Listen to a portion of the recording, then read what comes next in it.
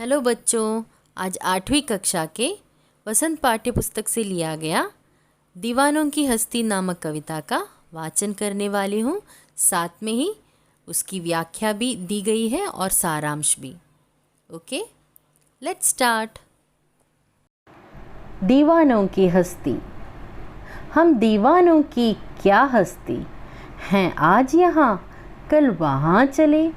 मस्ती का आलम साथ चला, हम धूल उड़ाते जहाँ चले। आए बनकर उल्लास अभी, आंसू बनकर बह चले अभी। सब कहते ही रह गए, अरे तुम कैसे आए, कहाँ चले। किस और चले यह मत पूछो, चलना है बस इसलिए चले। जग से उसका कुछ लिए चले, जग को अपना कुछ दिए चले। दो बात कही दो बात सुनी, कुछ हंसे और फिर कुछ रोए। छक्कर सुख दुख के घूंटों को हम एक भाव से पिए चले। हम भिखमंगों की दुनिया में स्वच्छंद लुटाकर प्यार चले। हम एक निशानी सी उर पर ले असफलता का भार चले। अब अपना और पराया क्या, आबाद रहे रुकने वाले। हम स्वयं बंधे थे और स्वयं हम अपने बंधन तोड़ चले। प्रस्तुत कविता में कवि भगवती चरण जी ने मस्त मौला और बेफिक्री का स्वभाव दिखाया है। मस्त मौला स्वभाव का व्यक्ति जहाँ जाता है खुशियाँ फैलाता है और वह हर रूप में प्रसन्नता देने वाला है, चाहे वह खुशी हो या आंखों में आया हुआ आंसू हो। कवि बहते पानी रमते जोगी वाला कहावत उसके अनुसार एक जगह नहीं टिकता।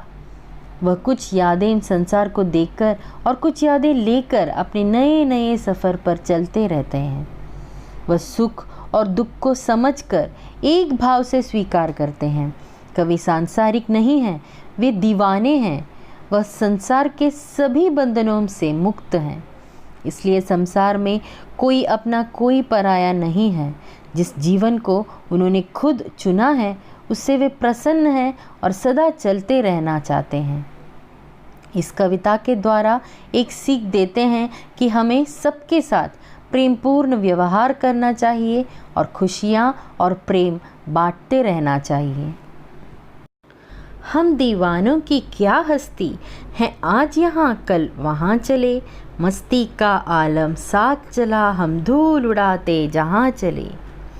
दीवानों की हस्ती कविता की इन पंक्तियों में कवि कहते हैं कि दीवानों की कोई हस्ती नहीं होती, कोई अस्तित्व नहीं होता।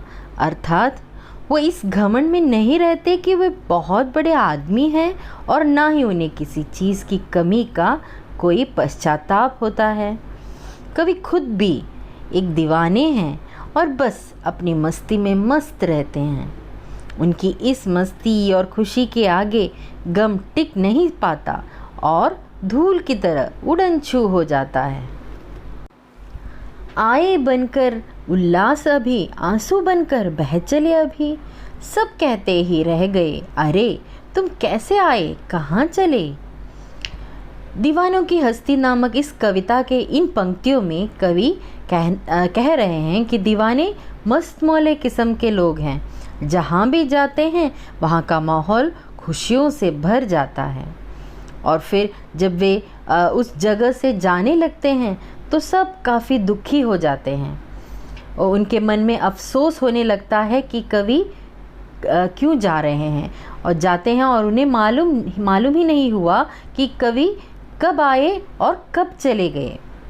और इस प्रकार कवि कह रहे हैं कि एक जगह टिककर रहना उनका स्वभाव नहीं है, उन्हें घूमते रहना पसंद है, इसलिए वो अक्सर अलग अलग जगह आते जाते रहते हैं। किस और चले यह मत पूछो, चलना है बस इसलिए चले। जग से उसका कुछ लिए चले, जग को अपना कुछ दिए चले। इस कविता में कवि आगे कह रहे हैं कि मुझसे मत पूछो कि मैं कहाँ जा रहा हूँ, मुझे तो बस चलते ही रहना है और इसीलिए मैं चले जा रहा हूँ या चलते ही जा रहा हूँ। मैंने इस दुनिया से कुछ ज्ञान प्राप्त किया हुआ है, अब मैं उस ज्ञान को बाकी लोगों के साथ बांटना चाहता हूँ।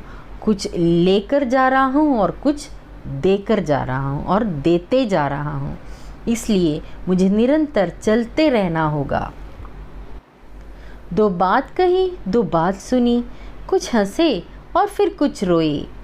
छक्कर सुख दुख के घूंटों को हम एक भाव से पिए चले।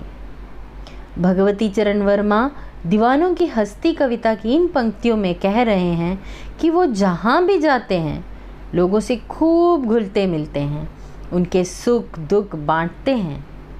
कवि के लिए सुख और दुख दोनों भावनाएं एक समान हैं, इसलिए वो दोनों परिस्थितियों को शांत रहकर सहन कर लेते हैं। इस तरह कवि अपने मार्ग पर चलते हुए लोगों का दुख सुख बांटते हैं और उन्हें एक समान ढंग से ग्रहण करके आगे बढ़ जाते हैं। हम भिखमंगों की दुनिया में स्वच्छंद लुटाकर प्यार चले, हम एक निशानी सी उर पर ले सफलता का भार चले। दीवानों की हस्ती कविता की इन पंक्तियों में कवि कहते हैं कि ये दुनिया बड़ी ही स्वार्थी है। लोग स्वार्थ में इतने अंधे हैं कि वे भिखमंगों की तरह हैं प्यार के मामले में, मगर कवि स्वार्थी नहीं है, इसलिए उन्होंने स्वार्थी दुनिया पर बिना किसी शर्त के अपना अनमोल प्यार लुटाया है। लोगों को प्यार बांटने का खूबसूरत एहसास हमेशा कवि के दिल में रहता है। उन्होंने जीवन में काफ़ी बार असफलता और हार का स्वाद भी चखा है, लेकिन इसका बोझ उन्होंने कभी किसी दूसरे व्यक्ति पर नहीं डाला। इस तरह कवि ने स्वार्थी दुनिया को भरपूर प्यार दिया और अपनी नाकामयाबी का भार हमेशा स्वयं ही उठाया है। अब अपना और पराया क्या, आबाद रहे रुकने वाले, हम स्वयं बंधे थे और स्वयं हम अपने बंधन तोड़ चले। इन पंक्तियों में कवि कहते हैं कि अब उनके लिए दुनिया में कोई भी अपना या पराया नहीं है।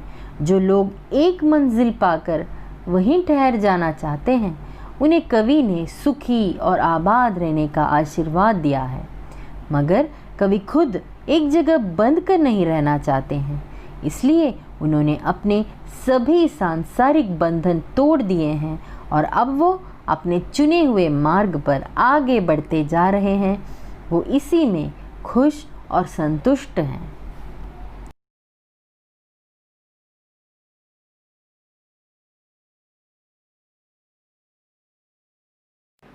दीवानों की हस्ती नामक इस कविता का मलयालम एक्सप्लेनेशन और क्वेश्चन आंसर दूसरी वीडियो में अपलोड कर चुकी हूँ, आप देख सकते हैं। और अगर आपको ये वीडियो अच्छा लगा तो ज़रूर सब्सक्राइब कीजिए, शेयर कीजिए और बेल आइकन दबाइएगा। अभी अगली वीडियो में मिलते हैं। Thank you.